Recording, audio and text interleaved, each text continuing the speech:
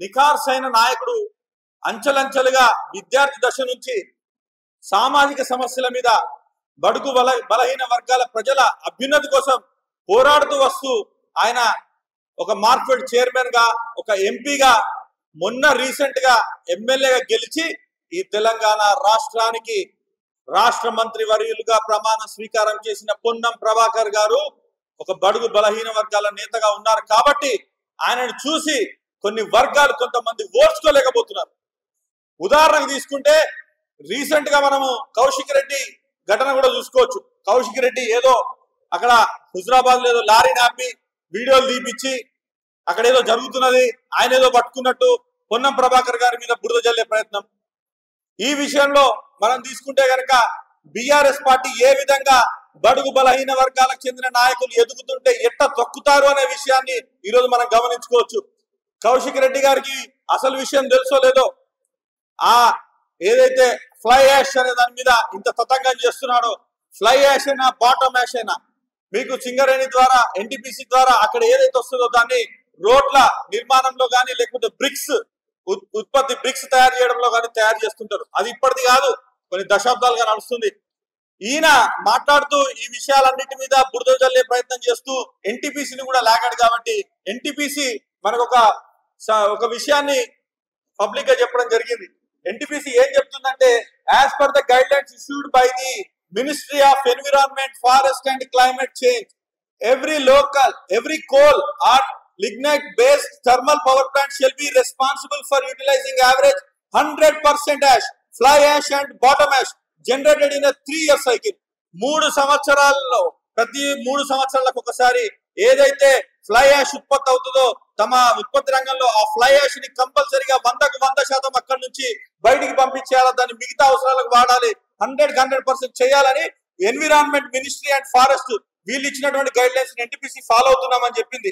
అట్లనే NTPC Ramagundam stands firmly in its adherence to the comprehensive rules and regulations established by both governmental authorities and NTPC itself regarding the utilization of ash generated from its thermal power plant operations, every aspect of the whole process from initial ash collection to its final utilization in various project sites.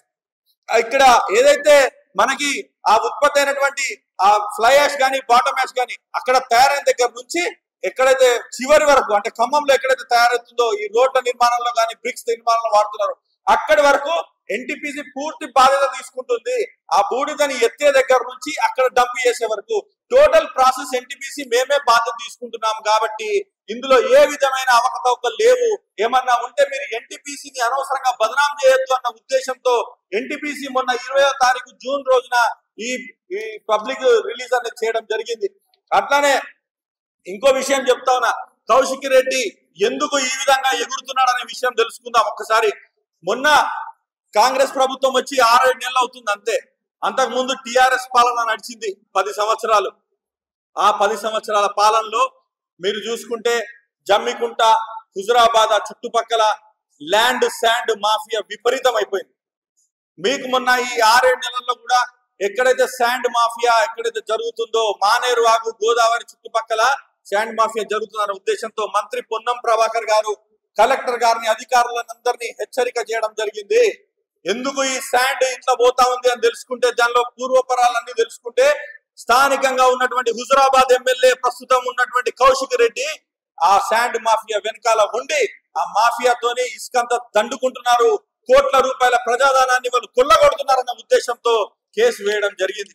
ఆ కేసులో ఏమని తీర్పు వచ్చింది, green tribunal ఏం చెప్పింది అనంటే, for the failure to uphold the principle of public trust doctrine, the Department of Mines and Geology and the Department of Irrigation and Command Area Development are directed to pay an amount of 25 crore rupees each to Godavari River Management Board.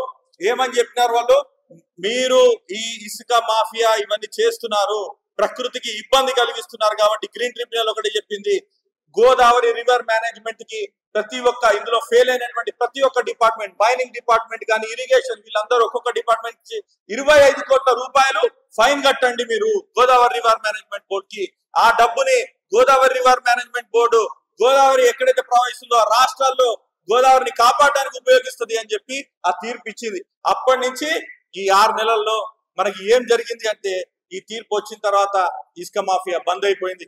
ఇసుక mafia బంద్ కాగానే కౌశిక్ రెడ్డి దిక్కులు చూసుడు మొదలు పెట్టిండు. ఏవి నా పైసలు నెలకొచ్చే నా లక్షల లక్షల కోట్ల రూపాయలు ఎక్కడ పోయినాయి, దీనికి కారణం ఎవరు? కాబట్టి ప్రజల డబ్బుని కాపాడే ప్రయత్నం చేసినటువంటి మంత్రి పొన్నం ప్రభాకర్ మీద ఏ విధంగా ప్రజల్లో చులకన చేయాలి, ఏ విధంగా ఆయన అబాస్పాలు చేయాలని చెప్పి ఇలాంటి దుందుడుకు చర్యలకు తీసుకున్నాడు. ఎలాంటి ఆధారాలు లేని ఆరోపణలు చేస్తా ఉన్నాడు. లారీ అసోసియేషన్ వాళ్ళు చెప్తున్నారు ఎక్స్ట్రా లోడ్ లేదు, మనకి ఎన్టీపీసీ ఏ విధమైన లోడ్ ఇస్తుందో అదే పోతా ఉంది. ఎక్స్ట్రా లోడ్ పెడితే మా లారీ టైర్లు పంచర్లు అయిపోతాయి, మా లారీలు ముందు కదలవు. కాబట్టి కౌశిక్ రెడ్డి చేసే ఆరోపణలు అబద్ధమని లారీ అసోసియేషన్ వాళ్ళు కూడా చెప్పిండ్రు. ఒకటే చెప్తా ఉన్నా, కౌశిక్ నీ పద్ధతి మార్చుకో. నువ్వు గతంలో కూడా ఈ విధంగానే ఎలాంటి ఆధారాలని ఆరోపణలు చేస్తూ వ్యక్తిగతంగా చాలా మంది నాయకులు ఇబ్బంది పెట్టడం జరిగింది. Jubilee hills, Madhapur, Banjara hills చుట్టుపక్కల నీ గురించి ప్రతి ఒక్కరు చెప్తా ఉన్నారు. అక్కడ ఉన్నటువంటి కాంట్రాక్టులు చెప్తా ఉన్నారు. వీరవంక మండలంలో, హుజరాబాద్ పట్టణంలో, జమ్మికుంట పట్టణంలో నువ్వు ఎమ్మెల్సీగా ఉన్నప్పుడు వాళ్ళందరితో ఏ విధంగా పనులు చేయించుకున్నావు?